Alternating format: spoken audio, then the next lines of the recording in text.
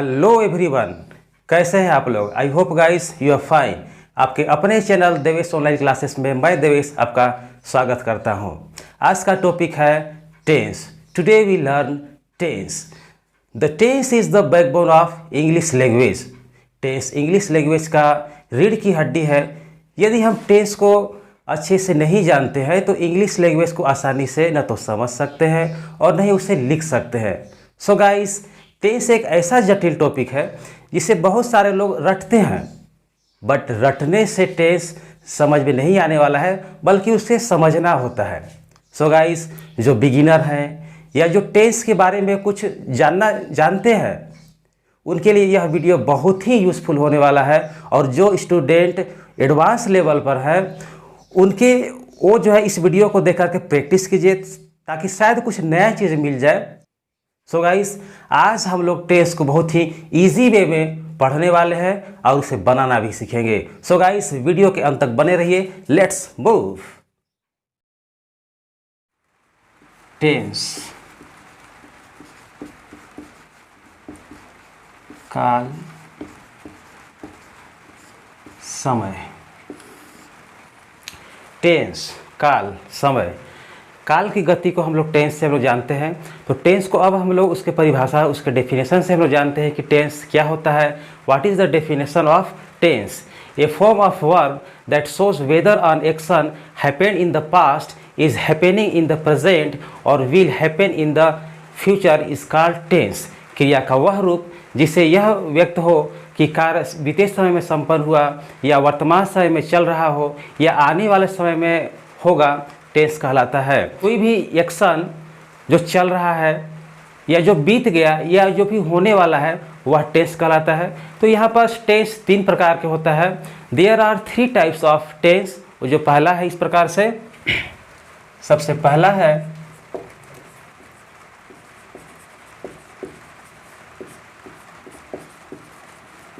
Present tense, Hindi में से बोलेंगे वर्तमान काल। सेकेंड है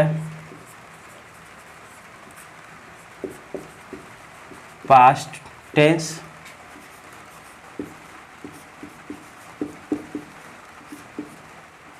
भूतकाल। एंड थर्ड है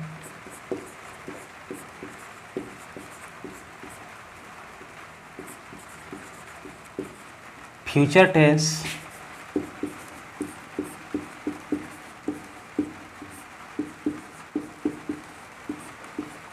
भविष्यत काल। तो टेंस यहाँ पर 3 होते हैं। पहला है प्रेजेंट टेंस, वर्तमान काल। दूसरा पास्ट टेंस, भूतकाल। तीसरा फ्यूचर टेंस, भविष्यत काल। तो अब हम लोग प्रेजेंट टेंस को जानते हैं कि प्रेजेंट टेंस क्या होता है।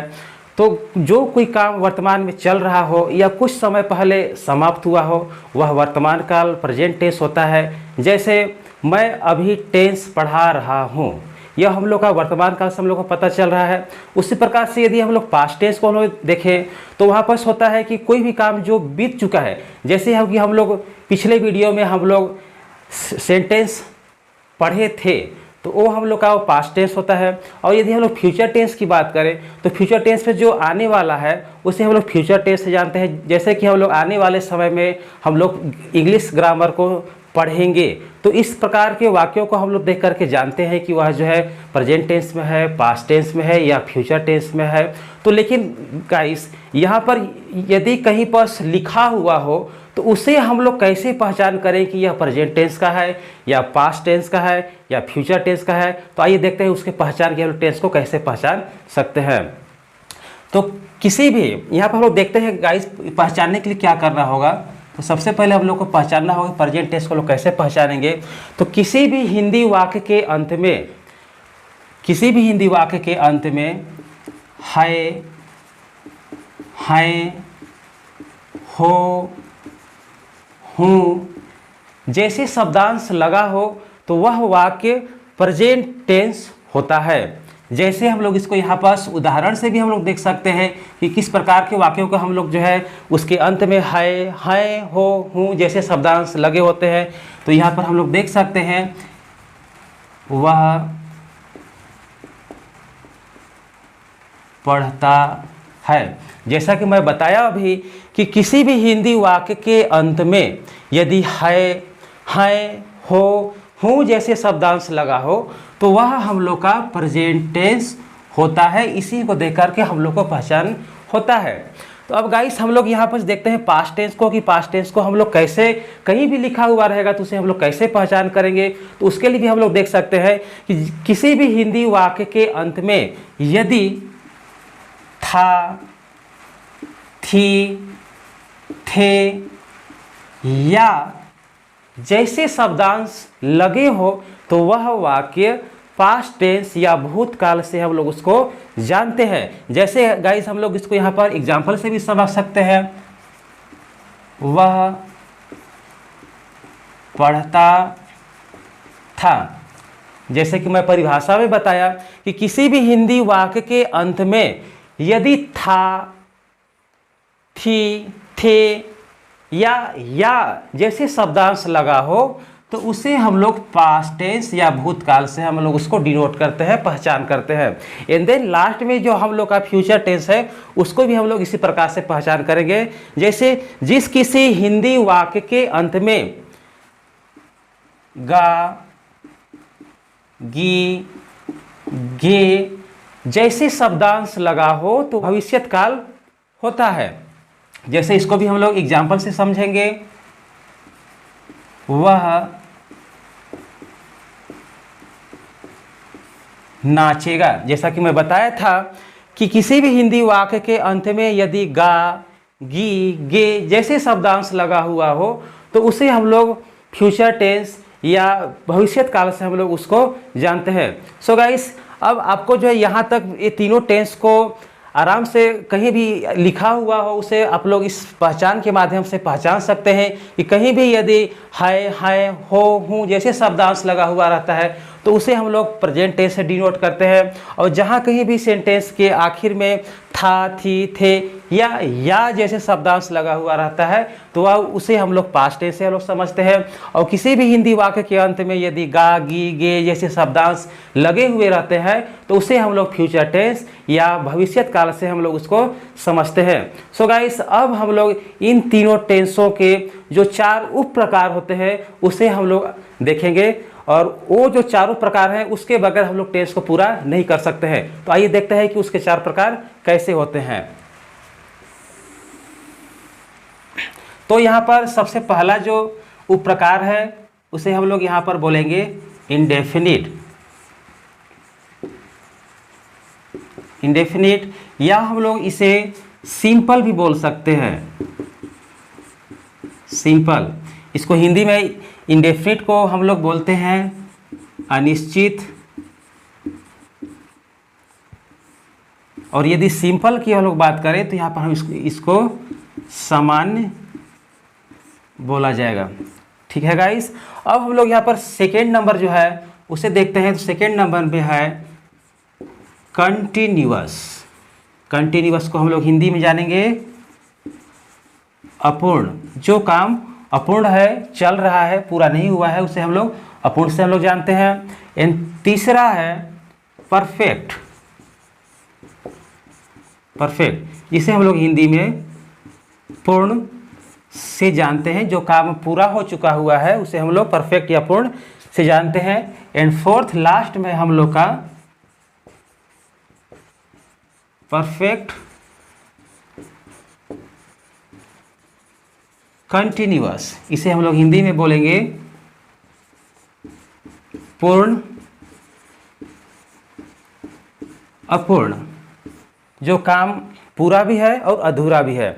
सो गाइस अब हम लोग जिस प्रकार से इन तीनों टेंसों को पहचानने के लिए सीख जाने थे कि कैसे हम लोग इसको पहचान करते हैं, उसी तरीके से कहीं भी लिखा हुआ यदि है तो हम लोग इन चारों को कैसे पहचान कर सकते हैं। तो वो हम लोग अब यहाँ पास इसको देखते हैं गाइस।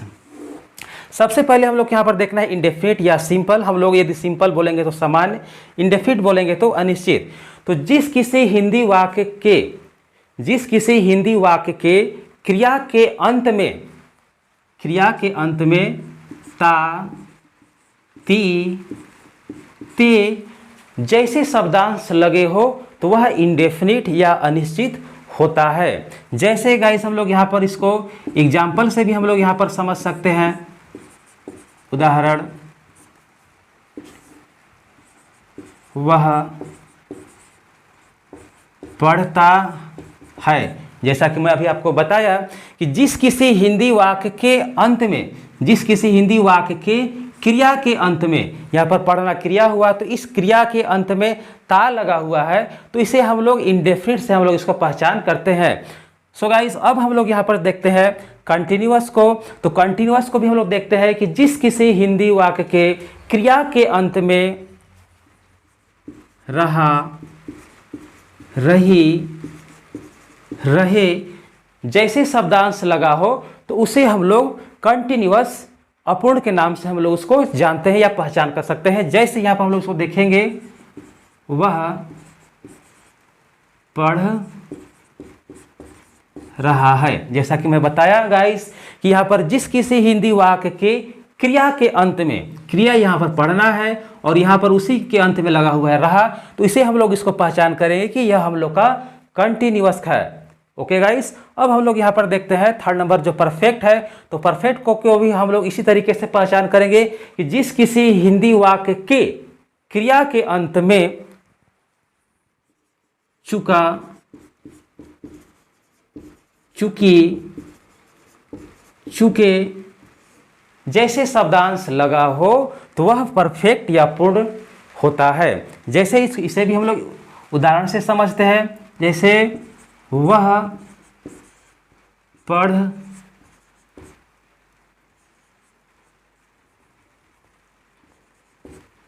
पढ़ चुका है।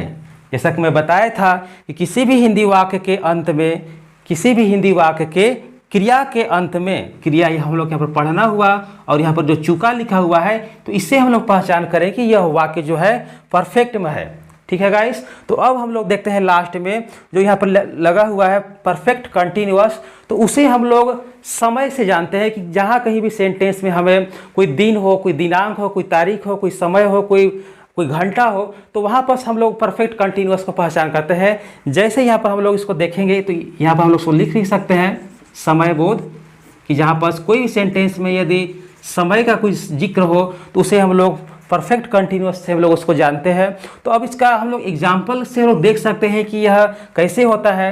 तो मैं 2 बजे से पढ़ रहा हूँ। तो गाइस जैसा कि मैं बताया कि यहाँ पर कोई समय मेंशन रहता है, तो इस सेंटेंस को हम लोग को पढ़ने से पता चलता है कि वह 2 बजे से पढ़ रहा है। तो वहाँ पर इन वाक्यों को हम लोग परफेक्ट कंटिन्यूअस के नाम से हम लोग जानते हैं। सो गाइस जैसा कि आप लोग यहाँ पर टेंस को उसके पहचान से जाने थे, उसी तरीके से इस टेंस के जो उप प्रकार हैं 4, उसको भी आप लोग उसके पहचान से आराम से पहचान सकते हैं। और यहाँ पर मैं आपको समझाने के लिए कुछ उदाहरण भी दिया हुआ हूँ और इसके अलावा भी बहुत सारे उदाहरण हो सकते हैं। सो गाइस अब हम लोग जो है बारीकी से इन टेंसों को, इन 4 टेंसों में लगा करके हम लोग उसको देखेंगे कि वह कैसे होता है। तो गाइज अब हम लोग यहाँ पर देखते हैं कि ये जो प्रेजेंट टेंस है, प्रेजेंट टेंस, तो इन तीनों टेंसों को इन 4 में हम लोग को मिला के पढ़ना होगा। जैसे कि यदि हम लोग देखें यहाँ पर, तो इस प्रेजेंट टेंस को सबसे पहले हम लोग को पढ़ना होगा इंडेफिनिट में। तो यहाँ पर यदि हम लोग इंडेफिनिट को लगाते हैं तो हो जाएगा प्रेजेंट इंडेफिनिट टेंस, या फिर यदि हम लोग इंडेफिनिट को न लगा, यहाँ पर सिंपल को लगाते हैं तो हम लोग को यहाँ पर हो जाएगा सिंपल प्रेजेंट टेंस, सामान्य वर्तमान काल।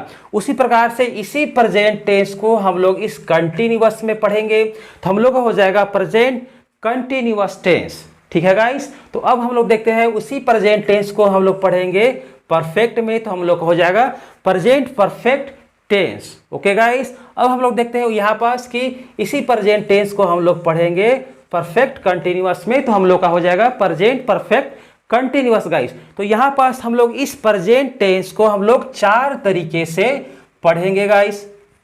ठीक है, अब हम लोग जिस प्रकार से प्रेजेंट टेंस को 4 तरीके से पढ़े, उसी प्रकार से हम लोग पास्ट टेंस को भी इन 4 में बारी बारी से हम लोग को पढ़ना होगा। जैसे कि पास्ट इंडेफिनिट या सिंपल पास्ट टेंस पहला हम लोग पढ़ेंगे, फिर इसी पास्ट को हम लोग कंटिन्यूअस में पढ़ेंगे, पास्ट कंटिन्यूअस टेंस, फिर इसी पास्ट को हम लोग परफेक्ट में पढ़ेंगे तो पास्ट परफेक्ट टेंस, फिर हम लोग इसी पास्ट को परफेक्ट कंटिन्यूअस में पढ़ेंगे तो पास्ट परफेक्ट कंटिन्यूअस। तो इस प्रकार से हम लोग पास्ट टेंस को भी 4 तरीके से हम लोग यहाँ पास पढ़ेंगे।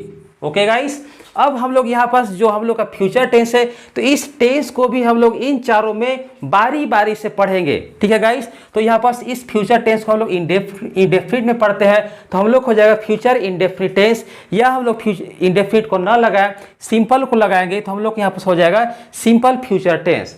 ओके गाइस, तो यहाँ पर हम लोग हो जाता है फ्यूचर इंडेफिनिट टेंस।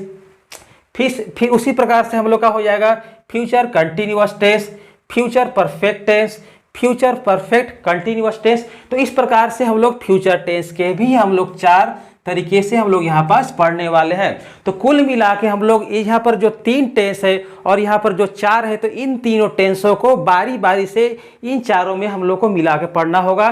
तो यहाँ पास हम लोग देखते हैं जैसे कि 4 + 4 + 4 = कितना होता है गाइस 12। तो अब हम लोग को यहाँ पास 12 प्रकार के टेंसों को पढ़ना होगा। सो गाइस, अब हम लोग इस टेंस के 12 प्रकार को हम लोग अपने आने वाले वीडियो में उसको पढ़ेंगे, पूरे डिस्क्राइब के साथ हम लोग उसको पढ़ने वाले हैं और उसको हम लोग बनाना भी सीखेंगे। सो गाइस, यदि यह वीडियो आपको अच्छा लगा हो तो प्लीज़ लाइक कीजिए। मेरे को पता है कि आप लोग पहले से इसको लाइक कर चुके हैं और साथ में इसे अपने दोस्तों के पास शेयर भी कीजिए। और सबसे महत्वपूर्ण जो बात है कि हमारे इस चैनल को सब्सक्राइब कीजिए, बगल में जो बेल आइकन दिख रहा है उसे भी प्रेस कीजिए ताकि समय पर हमारा वीडियो आपके पास पहुँचता रहे। So guys, keep watching, keep practising. Thank you very much.